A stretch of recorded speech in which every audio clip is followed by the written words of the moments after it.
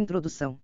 Nos últimos 20 anos, diversas interpretações sobre o papel dos militares brasileiros, especialmente do Exército, afloraram em vários segmentos da sociedade. Nessa época, a categoria militares parece aparecer e desaparecer numa polifonia quase esquizofrênica de uma rede meio disforme de notícias, boatos, informações de agências governamentais, falas de militares e trabalhos acadêmicos, cada um destes compondo um cenário próprio, formando uma bricolagem de vozes, imagens e experiências que, aparentemente, acabam por compor um retrato um tanto estranho, em que parece haver um jogo de espelhos no qual a diversidade interpretativa reflete nada mais que a própria face dos seus emissores. Deve-se dizer que há um ponto comum em tudo isso: os militares são pouco conhecidos, às vezes estranhos até para o universo civil. Eis aí um bom motivo para tal confusão, já que a instituição militar pouco expressa suas vozes, imagens e experiências. Contudo, esse é um fato já mais do que constatado por uma série de esforços acadêmicos, que o reconhecem quase que em uníssono, geralmente nos prefácios e introduções de publicações especializadas. Assim, por um lado, sabe-se que é necessário conhecer os militares, e, por outro, admite-se que tradicionalmente as ciências sociais não procuraram esse caminho. Como resultado dessa visão crítica, segundo um dos maiores especialistas brasileiros em estudos sobre militares, até a década de 60, o Exército e sua presença na história nacional sempre foram analisados como um efeito de movimentos sociais mais amplos. Diz ele que um dos resultados mais visíveis desse tipo de análise é uma tendência de politizar esses personagens, vê-los pelo mesmo ângulo que se vê Getúlio Vargas ou qualquer outra eminência civil. De certa forma, a politização produz a paisanização dos militares, despindo-os da forte marca da instituição castrense. O processo parece ser análogo ao do exorcismo ou da psicanálise, é como se os estudiosos, sofrendo de algum profundo trauma com os símbolos, marcas, hábitos, mentalidade e procedimento das instituições militares, necessitassem revelar a sua dimensão mais familiar, ou paisana, dissolvendo nela a outra zona, a do perigo, da ameaça, do desconhecido. Coelho, 1993-336. Com o advento de um governo militar, os militares, e em especial os do Exército, passaram a ser foco de uma atenção específica da ciência política que, em fins da década de 60, começa a constituí-los em objeto de estudo. Desiguais pela natureza da produção acadêmica, esses estudos coincidirão, contudo, em um ponto: levantavam a questão da autonomia da instituição militar em relação aos outros poderes do Estado, procurando entender a caserna basicamente a partir do fenômeno da intervenção. Esses trabalhos encontram uma nova perspectiva dentro da ciência política, especialmente a partir do momento em que se aproveitavam de elementos da chamada sociologia militar. Alguns de seus expoentes mais marcantes são, segundo o já citado Edmundo Campos Coelho, José Murilo de Carvalho, Alfred Stepan, Alexandre Barros e Eliezer Riso de Oliveira. Estes autores mudam o enfoque dos estudos sobre militares no sentido de procurar os tais elementos paisanos na classe militar, mas, de todo modo, ainda se situam na equação cujos termos estão na relação entre militares e sociedade a partir do horizonte do poder hegemônico do Estado. Em outras palavras, por mais que a ideia fosse partir de dados internos à organização social militar, estes se interessam mais em buscar uma explicação do porquê os militares intervêm. Entre esses dados estão, na quase totalidade, os relacionados à chamada estrutura organizacional militar, desdobrando-se está em recrutamento, efetivos, estrutura do corpo de oficiais e origem social. Essas análises, ainda que totalmente inéditas e válidas para um novo tipo de compreensão sobre militares, permanecem nos limites visíveis para um civil da sua organização social.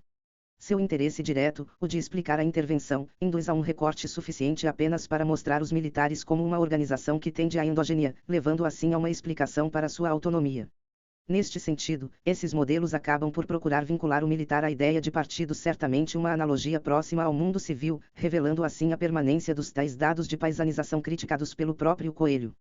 Talvez uma boa evidência disso seja uma grande concentração de trabalhos acadêmicos cujo foco nos militares é direcionado apenas para os chamados eventos politicamente relevantes, como por exemplo o regime militar de 1964 a 1985. Talvez Alexandre Barros ainda seja uma exceção.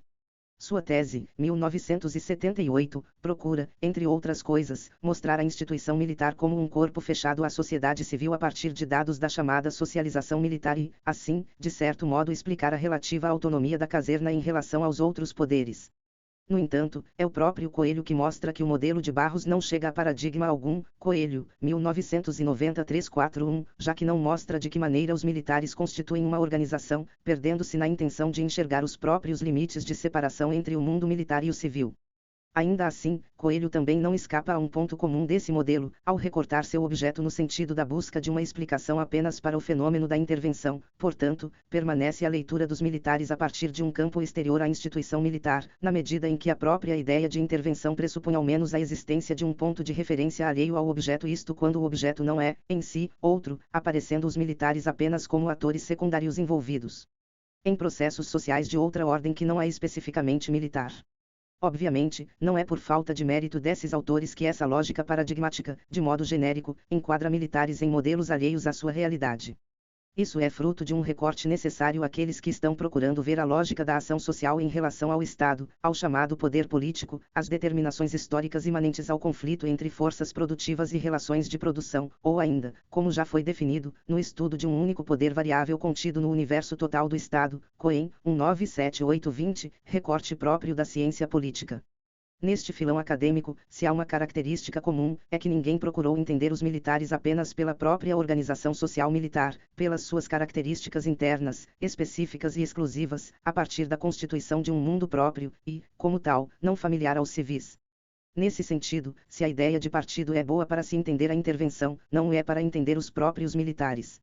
Uma outra abordagem, até então inédita, aparece em 1990, com a publicação de O Espírito Militar, um estudo de antropologia social na Academia Militar das Agulhas Negras, de Celso Castro.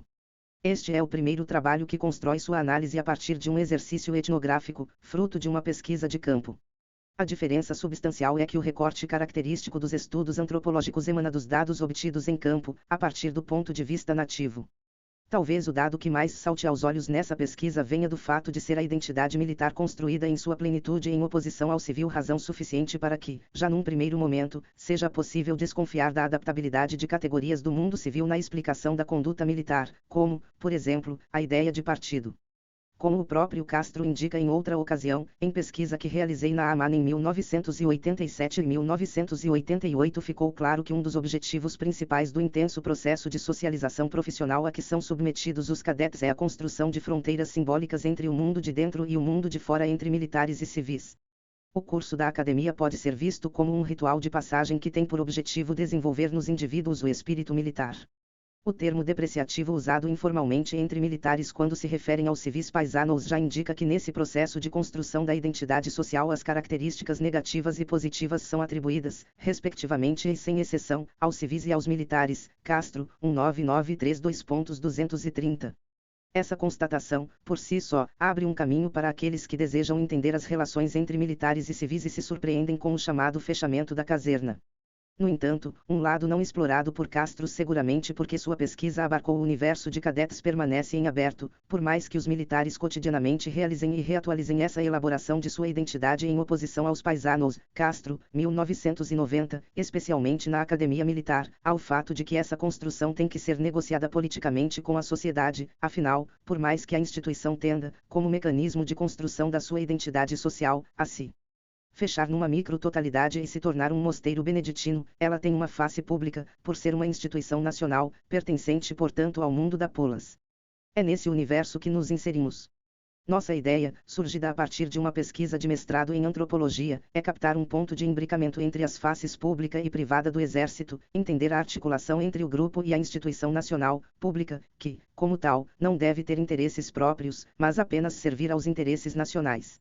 A ideia inicial da pesquisa que resultou neste livro era tomar uma questão nacional relevante em 1992, ano da ECO 92 e do ingresso no mestrado, a questão amazônica, e filtrar, a partir dos discursos e da conduta militar relacionados a esta questão, o modo pelo qual a identidade militar relacionava suas faces pública e privada. Essa escolha se deveu principalmente ao fato de os militares estarem bastante em evidência, tanto na grande imprensa quanto em falas de antropólogos, quando se tratava da questão amazônica. Nesse sentido, exemplos de envolvimento dos militares não faltavam, porém, poucas explicações eram dadas. Dois desses exemplos traduzem de maneira emblemática um pensamento corrente na época, de certa maneira demonstrando a resultante política mais evidente do que o senso comum captava da conduta militar: terra Yanomami demarcada, militares perdem, folha de S. Paulo, e a nova realidade pôs os militares à prova no mundo todo e trouxe a discussão sobre a melhor forma de reorientar seu papel. Com a hipótese de uma guerra na Amazônia, os militares procuram justificar sua existência. A ideia de que os militares inventaram um problema político inverossímil perto da Eco 92 foi recorrente em noticiários e manchetes, porém não houve uma preocupação em explicar previamente, se é que havia inverossimilhança, o porquê disso tudo. Do mesmo modo, como não havia a preocupação da antropologia em buscar, a partir de seus procedimentos próprios, explicações que partissem do ponto de vista nativo, aceitava-se em grande parte a visão do senso comum, traçada quase que exclusivamente pelos jornais e revistas de grande circulação. Nesse contexto, nossa proposta era a de confrontar discursos que saíam na imprensa, entrevistas com membros do Exército e uma ida a campo numa guarnição na Amazônia. Com esses 3 níveis de observação, primeiramente poderíamos ter uma exata noção do desvio entre os discursos que vão a público na imprensa e os discursos que circulam internamente na corporação, explicitando essa distância através do contato que, membro por membro, nela fosse sendo estabelecido. Em segundo lugar, seria possível averiguar se os discursos que politicamente atribuíam à Amazônia uma importância sui generis condiziam com a prática daqueles que efetivamente se situavam na região, perguntando-se, por exemplo, como as declarações que saíam da assessoria de imprensa de Brasília chegavam até o pelotão de fronteira. Assim, se malinowskianamente conseguíssemos traçar a famosa correção do geral pelo particular e vice-versa, ao mesmo tempo em que confrontávamos ações e representações, explicitando circunstâncias e posições que presidiam à enunciação de discursos, chegaríamos ao imbricamento buscado entre as faces pública e privada do Exército. Mas, a trajetória de campo levou a um caminho diferente, como será descrito detalhadamente no capítulo 1 e, sem que percebêssemos de imediato, uma negativa em relação a uma ida a campo na Amazônia traçou todo um caminho paralelo, que resultou num olhar sobre a instituição completamente diferente daquele de quem vai atrás de um problema politicamente evidente como a questão amazônica. O interessante é que esse outro trajeto produziu efeitos semelhantes para o conhecimento da caserna. O que se ia revelando era uma completa radiografia da instituição, em que a presença de um pesquisador estranho, como um contraste tomográfico, mostrava filigranas da organização militar que, aos poucos, ajudavam não somente a entender as condutas em relação à pesquisa, como também a conduta militar em níveis mais gerais. Desse modo, acabamos por mergulhar em profundidade na análise da organização social militar, abrindo um campo para, posteriormente, ao menos se entender de onde provém e quais são as falas legitimadas institucionalmente, como são e como se produzem discursos institucionalmente legitimados, e, finalmente, o que significa contatar o Exército de maneira legítima, permitindo compreender o que está em jogo na conduta militar em relação não somente ao pesquisador civil, mas também aos civis em geral. Lembrando que, de certa maneira, somos todos paisanos. Nesse sentido, consideraremos válido o esforço deste livro, se ao menos vier por ele a ser cumprida uma função de registro etnográfico, que possa servir de referência a novos e mais preparados empreendimentos. O resultado geral espero que fique claro ao leitor contempla o problema do imbricamento entre público e privado no interior do Exército, uma vez que, na trajetória de campo, se revelou que a corporação tinha uma resposta organizacional a essa questão.